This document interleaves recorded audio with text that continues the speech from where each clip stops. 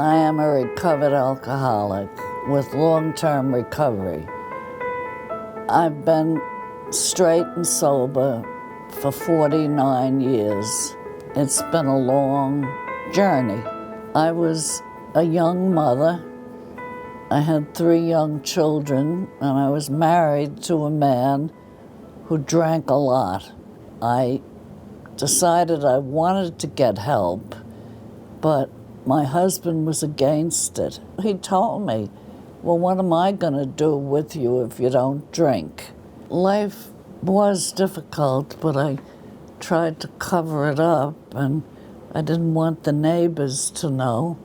Our lives became very, very disturbed. My husband took me to the psychiatrist that I was seeing.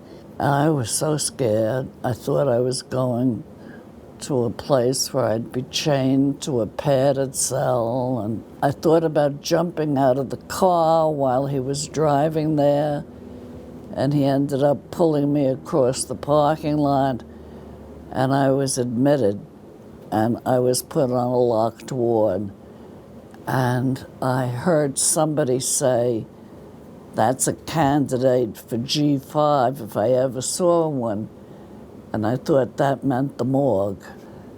So I was finally transferred to G5, which was for women, a women's alcoholism recovery program.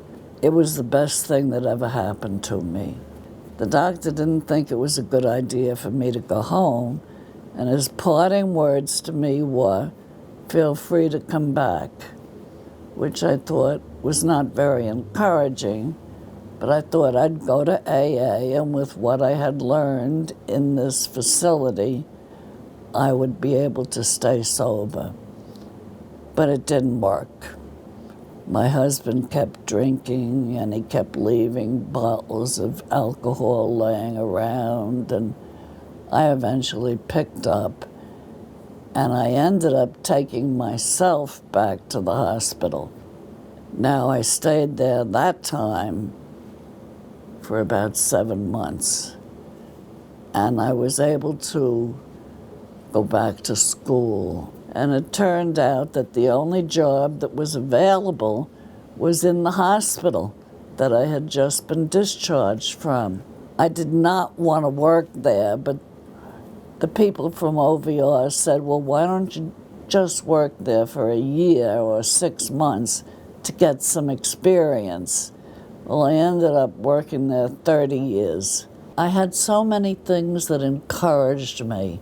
Going back to school and doing well. I majored in psychology with emphasis on alcoholism and substance abuse. And then I went to G5 and started working as an alcoholism counselor, and I loved it from the minute I started working there.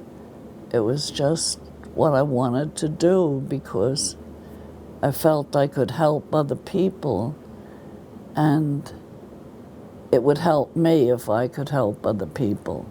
At first, we were getting older people who would come in on what they called the Bellevue bus, and they would come from the city.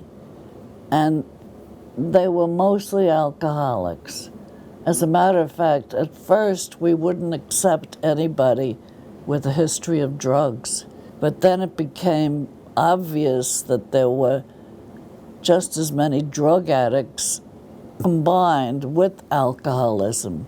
So we started taking in drug addicts. Our clients did change a lot.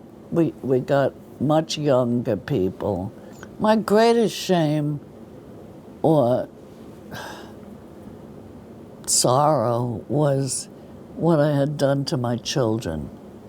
I felt as though I had deprived them of probably at least 5 or 6 years of having a mother.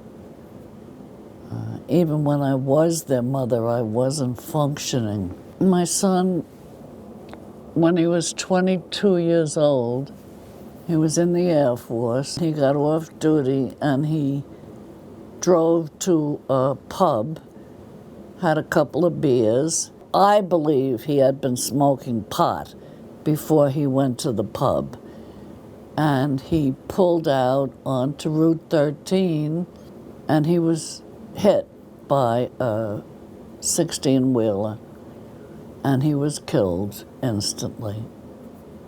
And that was the results. And he knew all about alcohol. He used to go to AA meetings with me. But I have to say, I never thought about picking up a drink, which is really amazing, but it didn't. I was sober quite a while at that time.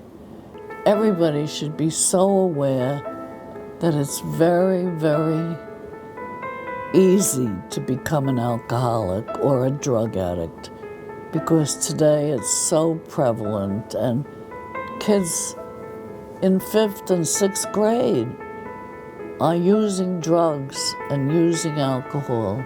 I don't know where they get the money, but they're getting it. They should learn that alcohol is addicting, that drugs are forbidden, and that they shouldn't even attempt to try them.